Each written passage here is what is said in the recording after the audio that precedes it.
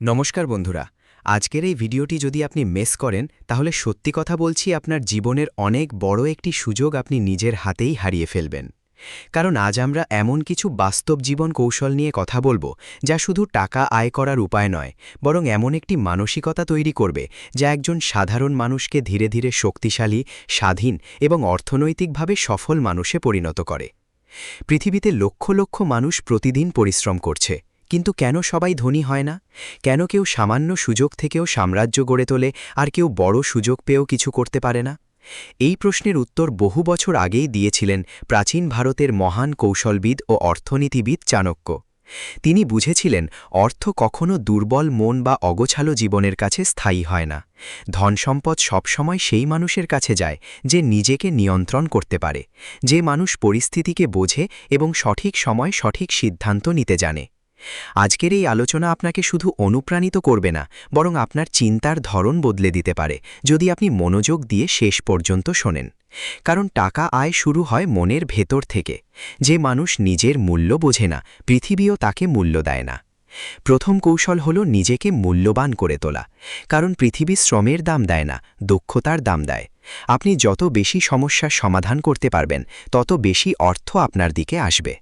আজকের যুগে যে মানুষ শিখছে সে এগোচ্ছে, আর যে মানুষ শুধু অপেক্ষা করছে সে পিছিয়ে পড়ছে।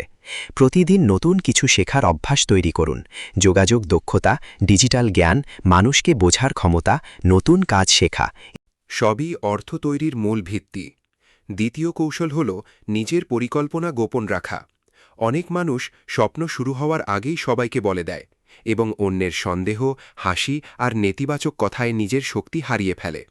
সফল মানুষ কম কথা বলে, বেশি কাজ করে, কারণ অসমাপ্ত স্বপ্নকে সুরক্ষিত রাখা দরকার।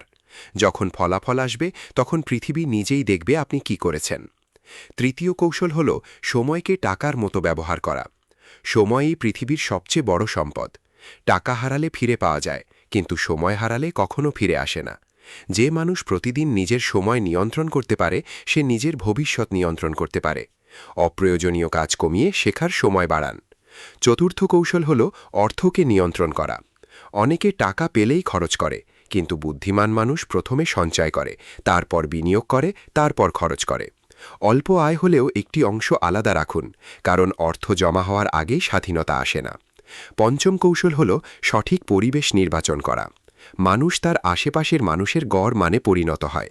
যদি আপনার চারপাশে অভিযোগকারী মানুষ থাকে তাহলে আপনার চিন্তাও সীমাবদ্ধ হয়ে যাবে, কিন্তু যদি উন্নতি করতে চাওয়া মানুষের সাথে চলেন তাহলে আপনিও এগিয়ে যাবেন। ষষ্ঠ কৌশল হল ভয়কে নিয়ন্ত্রণ করা। ব্যর্থতার ভয়ে যারা শুরুই করে না তারা কখনো সফলতার স্বাদ পায় না। ব্যর্থতা হল অভিজ্ঞতার শিক্ষক। যত দ্রুত ভুল করবেন তত দ্রুত শিখবেন। সপ্তম কৌশল হল একাধিক আয়ের পথ তৈরি করা। একটি আয়ের ওপর নির্ভর করা মানে নিজের নিরাপত্তা অন্যের হাতে তুলে দেওয়া। ধীরে ধীরে নতুন দক্ষতা ব্যবহার করে অতিরিক্ত আয়ের উৎস তৈরি করুন। অষ্টম কৌশল হল আবেগ নিয়ন্ত্রণ করা। অনেকে অন্যকে দেখানোর জন্য খরচ করে, কিন্তু ধনী মানুষ নিজের উন্নতিতে বিনিয়োগ করে। নবম কৌশল হল শৃঙ্খলা। প্রতিদিন ছোট ছোট ভালো অভ্যাস দীর্ঘমেয়াদে বড় সম্পদ তৈরি করে। নিয়মিত শেখা, নিয়মিত কাজ করা এবং নিজের অগ্রগতি মূল্যায়ন করা সফল মানুষের বৈশিষ্ট্য। দশম কৌশল হল দীর্ঘমেয়াদী চিন্তা করা। দ্রুত ধনী হওয়ার লোভ মানুষকে ভুল পথে নিয়ে যায়, কিন্তু ধৈর্য ধরে তৈরি করা সম্পদ স্থায়ী হয়। আজ আপনি যদি নিজেকে উন্নত করার সিদ্ধান্ত নেন, তাহলে আগামী কয়েক বছরে আপনার জীবন সম্পূর্ণ বদলে যেতে পারে। মনে রাখবেন, ধনী হওয়া শুধু টাকার পরিমাণ নয়, বরং স্বাধীনতার অনুভূতি, নিজের সময়ের মালিক হওয়া, নিজের সিদ্ধান্ত নিজে নেওয়ার শক্তি অর্জন করা। আপনি আজ যে অভ্যাস তৈরি করবেন সেটাই আপনার ভবিষ্যৎ তৈরি করবে। তাই অপেক্ষা করবেন না, আজ থেকেই নিজেকে গড়ে তুলুন। নিজের চিন্তা বড় করুন, সময়কে সম্মান করুন এবং নিজের দক্ষতাকে এমন পর্যায়ে নিয়ে যান যেখানে পৃথিবী আপনাকে উপেক্ষা করতে পারবে না।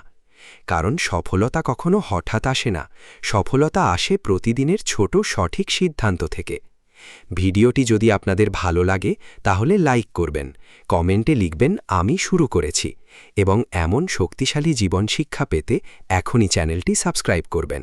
কারণ আপনার জীবনের সবচেয়ে বড় পরিবর্তন হয়তো আজকের এই সিদ্ধান্ত থেকেই শুরু হতে পারে।